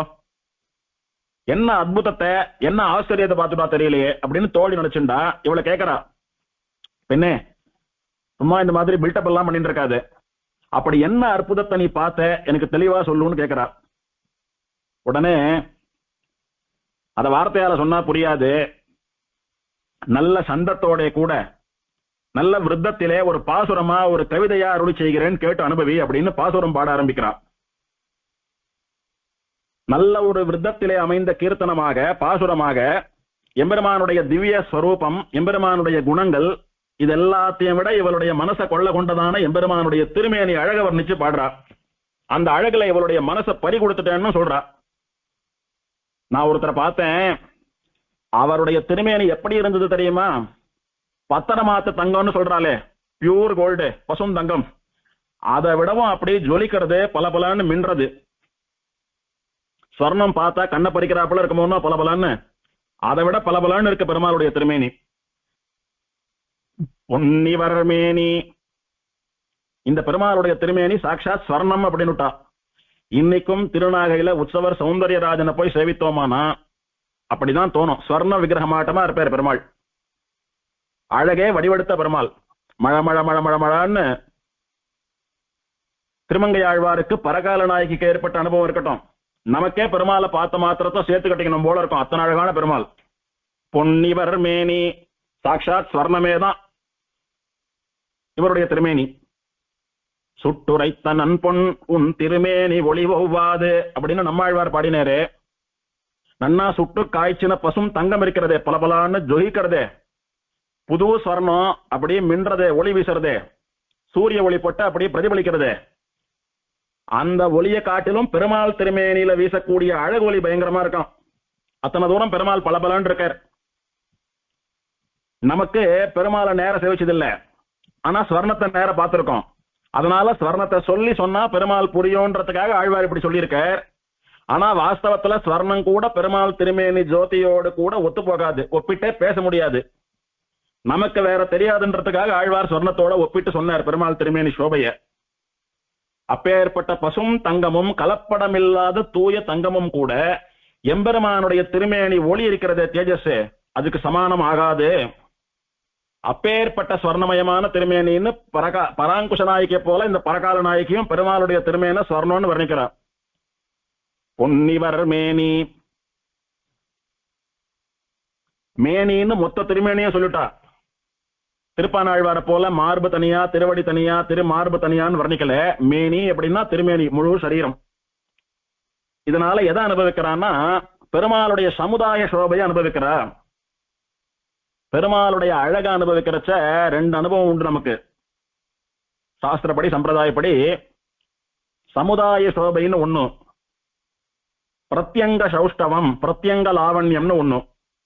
பிரத்யங்க சௌஷ்டவம் அல்லது லாவண்யம் அப்படின்னா பெருமாளுடைய பிரதி அங்கங்களினுடைய அழகையும் தனித்தனியா அனுபவிக்கிறது. முதல்ல திருப்பானாழ்வாராட்டமா திருவடிகளினுடைய அழக ஆழங்கால் பட்டு அனுபவிக்கிறது. தாள் கண்டார் தாளையே கண்டார்னு பெருமாளுடைய திருவடியே பார்த்து ரசிச்சுட்டு இருக்கிறது. அதுக்கு மேல பெருமாளுடையதான திருமேனி வஸ்திரத்தை அனுபவிக்கிறது. பெருமாளுடைய இடை, அவனுடைய உந்தி, அவனுடைய திருமார்பு, அவனுடைய திருமுக மண்டலம், கண்கள், உதடுகள், மார்பு அப்படின்னு ஒன்னொன்னா அனுபவிக்கிறதுக்கு பிரத்யங்க லாவண்யம்னு பேரு. பெருமாளுடைய ஒரு ஒரு உறுப்பையும் ஒரு ஒரு அங்கத்தையும் கூர்ந்து அனுபவிக்கிறது, ஆழங்கால் படுறது. சமுதாய சோபைன்னா ஒட்டுமொத்தமா பெருமாளுடைய அவுட்லைன் ஃபிகர் அனுபவிக்கிறது. இங்க மேனின்னு ஒரு வார்த்தையில சொன்னதுனால நாம் அனுபவிக்க வேண்டிய பெருமாளுடைய சமுதாய சோபை அனுபவம் முதல் பாட்டுல. நாம சேவிக்கிறது அப்படிதான் சேவிக்கணும். கோவிலுக்கு போறோம், பெருமாளை சேவிக்கிறோம். எத்தனை நாழி அங்க நிப்போம் சேவிப்போம்னு நமக்கு தெரியாது. நாம போறோம், நிக்கிறோம், திடீர்னு பின்னாடி கூட்டமா வரா, பின்னாடி திரும்பி பார்த்தா கோவில் வாசல் வரைக்கும் நிக்கிறா. அப்ப போய் 20 நிமிஷம் அரை மணி நின்று சேவிச்சுட்டு இருக்க முடியுமா? அர்ச்சக சுவாமியும் சொல்லுவார், பின்னாடி நிறைய பேர் காத்துட்டு இருக்கா வாங்குவோன்னு சொல்லுவார். அவளும் சேவிக்கணும், நாழியாருது. அதனால நாம ஒதுங்கிட வேண்டியிருக்கோம். சில சமயத்துல சில சமயம் யாருமே இருக்க மாட்டா, அரை மணி கூட நின்று பெருமாளை சேவிக்கலாம். சன்னிவேஷம் எப்படி இருக்கும்னு தெரியாது. அதனால நான் முதல்ல பிரத்யங்க சௌஷ்டவத்தை அனுபவிக்கிறேன். திருப்பானாழ்வாராட்டமா திருவடியில இருந்தா ஆரம்பிப்பேன்னு ஒரு 5 நிமிஷம் திருவடியே சேவிச்சுட்டு இருக்கோம். பின்னாடி கூட்டம் வந்து கொடுத்தனா வெளியில போங்கன்னு அனுப்பிட்டாலானா பெருமாள் சேவிக்கலன்ற குறை மிஞ்சம். திரும்ப பெருமாளை சேவிக்கணும்னு காத்துட்டு இருந்து எப்ப முடியறதோ அப்ப சேவிக்கணும். அந்த குறை தீர பெருமாளை முதல்ல சமுதாய சோபைன்னு சொல்லக்கூடிய ஒட்டுமொத்தமா திருவடியில இருந்து பெருமாளுடைய திருமடி ஆரம்பித்து ஒரு லாங் ஸ்ட்ரெச்சா பெருமாள் அப்படியே முழுசா சேவிச்சுடணும் முதல்ல. அதன் பிறகு பெருமாளுடைய ஒரு ஒரு அவயவங்களையும் ஒரு ஒரு அங்கங்களையும் தனியா அனுபவிக்கணும். இதை நமக்கு சொல்லித் தருபவர் போல பெருமாளுடைய திருமேனி அழக 10 பாசுரங்களாலே பாட வந்தவர் முதல் பாசுரத்துல முதல் வரியாலேயே பெருமாளுடைய சமுதாய சோபையை முதல்ல சேவித்தேன்னு தெரிவிக்கிறார். அப்படியே திருவடியில் ஆரம்பித்து ஒரு க்ஷணத்துல அப்படியே கொஞ்சம் கொஞ்சமா மேல பார்த்துட்டு வந்து திருமுடி வரைக்கும் ஒரு கிளான்ஸ் பெருமாளை முழுசா சேவிச்சுட்டேன். ஆச்சரியமான பெருமாள். இனி ஒரு ஒரு அவயவமா சேவிப்பேன் அப்படின்றது போல சொல்றார். பொன்னிவர் மேனி மரகதத்தின் பொங்கிலஞ்சோதி அகலத்து ஆரம்மின். மரகதத்தை போல அப்படியே அந்த பசுமை வீசக்கூடியதான திருமேனி மார்பு பெருமாளுடையது. என்ன சுவாமி இப்பதான் ஸ்வர்ணம்னு சொன்னார், இப்ப மரகதம்னு சொல்றார் அப்படின்னா பசுமை, நீலம், கருமைன்னு சொல்லக்கூடிய 3 நிறங்களையும் அபேதமா, அதாவது வித்தியாசம் இல்லாம ஒரே நிறமாக வர்ணிப்பது கவிஞர்களுடைய மரபு. பெருமாள் எப்படி இருக்கான்? கார்வண்ணன் கருப்பா இருக்கான், நீலமேனி மணிவண்ணன் நீலமா இருக்கான், பச்சமா மலபோல் மேனி மரகத பச்சையாட்டமா இருக்கான் அப்படின்னு ஒரே பெருமாளை 3 விதமா வர்ணிக்கிறாள் இல்லையோ. பசுமை, நீலம், கருமை இது 3 அவளை பொறுத்த வரைக்கும் ஒரே நிறம் அப்படின்றதா கொள்ளணும் கவி மரபுல. அல்லது உற்சவரான பெருமாளை சேவிக்கிற போது பொன்னிவர் மேனின்னு சொல்றது போல இருக்கார், மூலவரை சேவிக்கிறச்ச மரகதத்தை போல கரும்பச்சையா இருக்காருன்னு புரிஞ்சுக்கலாம். பொன்னிவர் மேனி சொர்ணமயமான திருமேனி, மரகதத்தின் பொங்கு இளம் சோதி, புது மரகத கல்லினாலே பண்ணப்பட்ட ஒரு ஆபரணம். ரொம்ப பழைய மரகதம், அடி வாங்கின மரகதம் எல்லாம் இல்ல. பல நாள் போட்டு அழுக்காகி ஒளி குன்றி போய் கீழையும் மேலையும் போட்டு அடிபட்டு ஸ்கிராச்சஸோட இருக்கிற மரகதம் எல்லாம் இல்ல. புதுசா பல பல பலன்னு மின்னின் இருக்கக்கூடியதான இளம் சோதி. இப்போதான் வெட்டி எடுத்த மரகதத்தை போல இருக்கார் பெருமாள். அப்படி ஒரு கரும்பச்சை நிறையில பெருமாளுடைய திருமேனி சோபை, பெருமாளுடைய பசுமை அப்படி வீசுறது, கண்ணை பறிக்கிறது. அகலம், அகலம்னா பெருமாளுடைய அகன்ற திருமார்பு. அகலத்து ஆரம் மின், பெருமாளுடைய அகலம்னு சொல்லக்கூடிய திருமார்பிலே ஒரு ஹாரம் இருக்கிறது. அந்த ஹாரம் எப்படிப்பட்டதுன்னா மின், மின்னலை போல மின்றதாம். என்ன அர்த்தம்? ஸ்வயம் பிரகாசம், பிரகாசிக்கிறதுன்னு அர்த்தம். பெருமாள் எப்படி ஸ்வயம் பிரகாசனா பிரகாசிக்கிறானோ அந்த மாதிரி அவனுடைய திருமார்பிலே அணிந்து கொண்டிருக்கக்கூடிய ஹாரமும் ஸ்வயம் பிரகாசம். அதாவது சுத்தமான பவித்திரமான பசும் தங்கத்தினாலான ஆபரணம், அதனால கலப்படம் இல்லாதபடியினால புது ஆபரணமானபடியினால பலபலன் இருக்குன்னு ஒரு அனுபவம். இது மெட்டீரியலிஸ்டிக் அனுபவம், பிராகிருத்தமான அனுபவம். விசேஷ அனுபவம், உள்ள அனுபவத்தை பார்த்தா ஜீவாத்மா ஸ்வயம் பிரகாச வஸ்து, எம்பெருமானும் ஸ்வயம் பிரகாசம். அதே போல எம்பெருமானுடைய மார்பிலே ஹாரமா இருக்காளே நித்தியசூரிகள், அவளும் ஸ்வயம் பிரகாசாலான ஜீவ தத்துவம் அப்படின்றது இங்க சூக்ஷ்ம உபதேசம், சாராம்சம். பெருமாளுடைய திருமார்பில் இருக்கக்கூடிய ஹாரம் யாருன்னு சொன்னால் கேவலம் வெள்ளியினாலோ தங்கத்தினாலோ பண்ணப்பட்ட ஒரு ஆபரணம் அல்ல, ஒரு ஆர்னமெண்ட் கிடையாது, அது ஜடப்பொருள் அல்ல. அவெல்லாம் ஜீவர்கள்ல சிரேஷ்டாலான நித்தியசூரிகள். வைஜெயந்தி வனமாலைன்னு சொல்லக்கூடியதான நித்தியசூரி எம்பெருமானுடைய திருமார்பிலே ஹாரமாக திகழ்ந்து கொண்டிருக்கிறார்.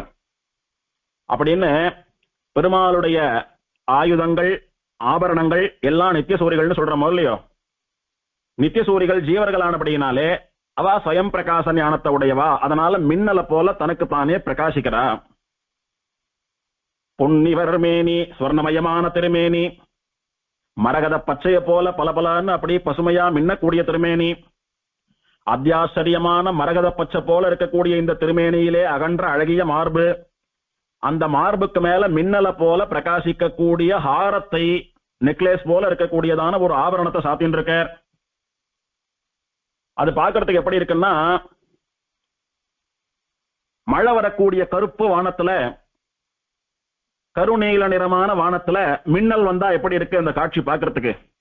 நல்ல ராத்திரி சமயம், மழை வரப்போறது, கருநீல நிறமா வானம் மாறித்து, அந்த சமயத்துல அந்த இருட்டுல ஒரு க்ஷணத்துல அந்த இருட்டை எல்லாம் ஒழிக்கக்கூடியதா, கண்ணை பறிக்கக்கூடியதா ஸ்வர்ண நிறத்துல மின்னல் வரதே, அந்த மாதிரி கார் மேகமாட்ட இருக்கக்கூடிய பெருமாளுடைய திருமேனியில அவருடைய மார்பில இருக்கக்கூடியதான திருவாபரணம் ஹாரம் மின்னல போல மின்றது. இப்படி பெருமாள் ஸ்வர்ணமயமான தன்னுடைய திருமேனியினாலே, மரகதத்தை போல தன்னுடைய பசுமையான திருமேனியினாலே, மின்னக்கூடிய தன்னுடைய திருவாபரணங்களாலே என்ன அப்படி ஈர்த்துட்டார், என்ன அப்படி மயக்குட்டார், என்ன அப்படி கரைச்சுட்டார், இதுக்கு மேல என்னால பேச முடியலன்னு ஒரு இடத்துலயும் அப்படி ஆஃப் ஆயிடுறா பரக்கால நாயகி. அடுத்தபடி தோழி சொல்றா, சரி சரி முழுசா சொல்லி முடிடி, நீ பெருமாளுடைய அழக வர்ணிக்கிறேன்னு இத்தனை தூரம் ஆழங்கால் பட்டு அப்படி வார்த்தை வராம தடுமாறி அப்படி நின்றுட்ட, நீ எப்ப பூரணமா சொல்லி முடிக்கிறது, நான் எப்ப கேட்கறது, பெருமாளுடைய அழக பத்தி பேசுறச்செல்லாம் நீ இப்படி ஆயிடுற, சரி இப்போதைக்கு அழக விட்டுடு, வேற என்ன பெருமைகள் அவரிடத்துல கண்ட சொல்லுன்னு கேட்கிறா. இவ சொல்றது சரிதான், பெருமாளுடைய அழகுன்னு சொல்லி அவருடைய திருமேனியை அப்படியே நாம கற்பனை பண்ணி பாக்குறச்சேயே துக்கம் தொண்டடைக்கிறாப்புல பெருமாளுடைய திருமேனி அனுபவத்துல போயிடுறது, மனசெல்லாம் வார்த்தை வரல, நமக்கு கல்லு போல ஆயிடுறோம், அப்படியே உணர்வு இல்லாமல் ஆயிடுறோம், மயங்கிடுறோம். அதனால பெருமாளுடைய வேற பெருமைகளை வர்ணிக்கலான்னு இவர் வாயில் நல்வேத மோதும் வேதியர், எப்போதும் இவர் வாயாலே சாமவேதத்தை சொல்லிக்கொண்டே இருக்கிறார். ஒருவேளை வசந்த பிராமணரா இருப்பாரோ, வேதாத்தியனம் பண்ணின வைதிகரா இருப்பாரோ, இப்படி எப்போதும் வேதமே சொல்லிட்டு இருக்காரு அப்படின்னு மேல வர்ணிக்கிறார். இதுக்கு மேலும் உண்டான அனுபவங்களை அடுத்த உபன்யாசத்துல பார்க்கலாம்.